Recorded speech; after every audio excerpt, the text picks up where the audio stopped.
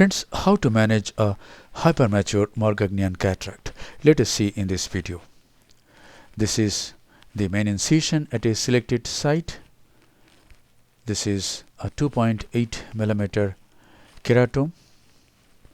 And now, this is a paracentesis on the right side of the main incision.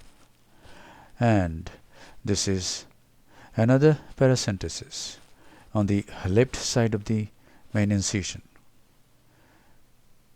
And now a big air bubble is injected into the anterior chamber, and trypan blue 0.06% dye is applied over the anterior capsule. The dye should touch on all parts of the capsule. And now, after 5-6 seconds, the dye is washed out. This is a bit of adrenaline. The dye is washed out with BSS. There is some synechia here, and this is being broken by the Simcoe cannula. And now 2% hydroxypropyl methyl cellulose is being injected into the anterior chamber. And now Capsulorhexis is to be done. I take a 26 gauge bent needle cystitome, introduce it through the right side port, and make a puncture in the anterior capsule and see what happens. Milky fluid comes out, indicating this is a hypermature Morgagnian cataract. Whenever this happens, we can aspirate the milky fluid through this cleft in the anterior capsule. We need not convert it into a mini-rhexis. This capsule doesn't run to the periphery. This tear doesn't run to the periphery in case of hypermature Morgagnian cataracts. Now this capsular tag is healed, and slowly, very cautiously, Capsulorhexis is done. This time, don't make a jerky pull. Very slowly, very patiently make the rhexis. And here, the rhexis tended to go to periphery, but I could easily bring it back. And now, this is a free floating nucleus. There is no epinuclear cushion, and you cannot make a trench easily on such nuclei. The best technique in such cases is direct chop, and we have to hold the nucleus with bevel down. So in free floating nucleus, hold the nucleus with bevel down like this. Don't make the bevel up. If you make the bevel up, you will not be able to hold it. So bevel down, embed the tip into the substance of the nucleus, go through the nucleus for a distance, hold it very firmly now, and here you make the first chop.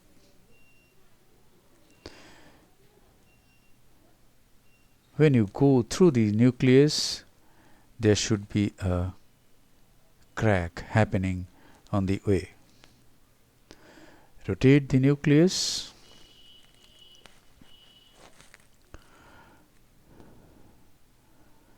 Come to the other heminucleus, hold it and chop. And now make each fragment free. Hold it and make each fragment free. Hold it bevel down. So always remember, if it is a free floating nucleus, you must hold it with bevel down. And now each nuclear piece is emulsified using ultrasonic energy, and it is engulfed. So the first quad is removed. This is the second quadrant.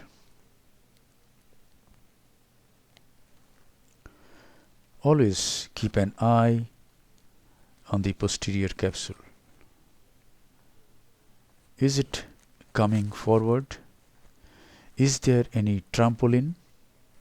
Always keep an eye all around and very slowly, very patiently emulsify the pieces. Always keep a distance from the corneal endothelium. Always be at the iris plane.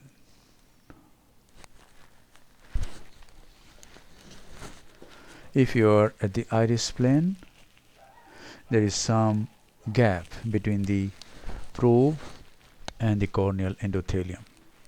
But if you go to the periphery, you may touch the corneal endothelium.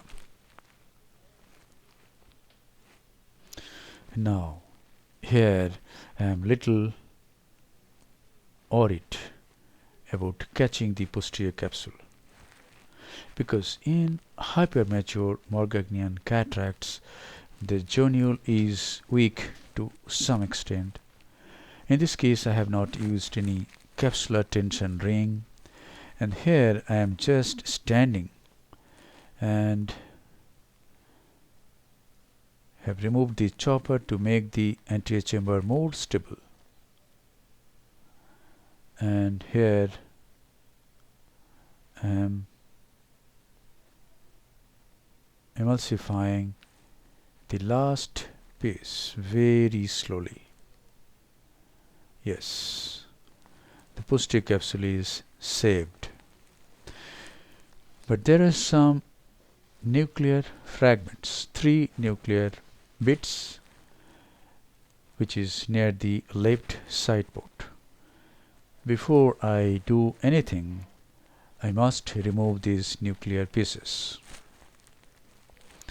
So I use the Simcoe to escort out these nuclear pieces. This is the first one, this is the second one, and this is the smallest and third one. Now I am happy that there is no nuclear bits in the anterior chamber. Now I am using the Simcoe to remove some cortical matter. There is no cortex actually.